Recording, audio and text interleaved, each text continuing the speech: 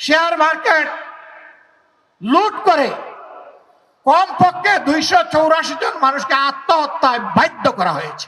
আমরা আপনাদের কাছে বড়ই ঋণী। এ ঋণ পরিশোধ করার কোনো শক্তি আমাদের নেই। মহান আল্লাহ তাআলার দরবারে দোয়া করি, যেভাবে আপনারা আমাদের জন্য নিরাপদ আশ্রয় করে দিয়েছিলেন, আল্লাহ যেন এই দুনিয়া এবং আখিরাতে আপনাদের জন্য সেই নিরাপদ ঠিকানা ঠিক করে দেন।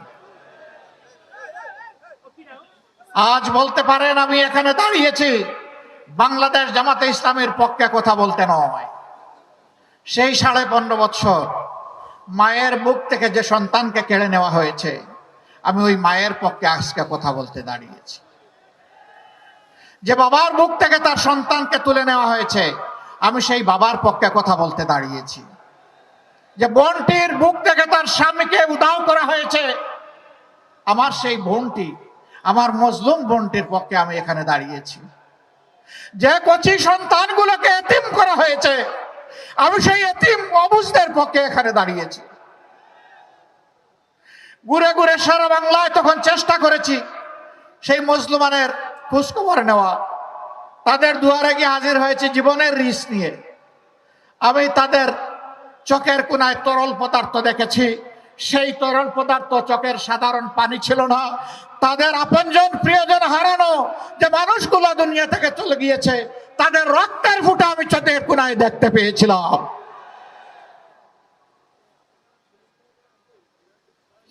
অবুঝ বাচ্চাগুলো বলতো, আসেন আমার সাথে আসেন।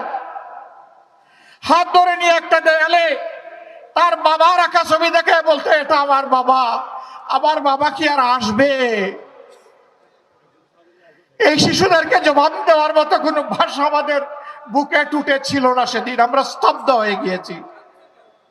সারা বাংলাদেশকে বধ্যভূমিতে পরিণত করা হয়েছিল। আজ আমি তাদের পক্ষে দাঁড়িয়েছি। এখানে